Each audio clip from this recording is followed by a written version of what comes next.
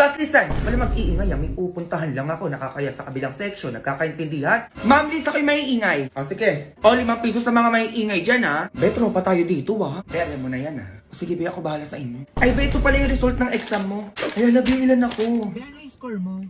Yes, 20 over 50. Okay na ako dito. Thank you, Lord. Bakit ganito yung score ng exam ko? Hala, uy, be, wag ka na umiyak. Buti naman natataas ang ticket, ha? Magsama po, be. Nag-review naman ako, eh. Totoo ba? Eh, ilan ka ba? 48 over 50.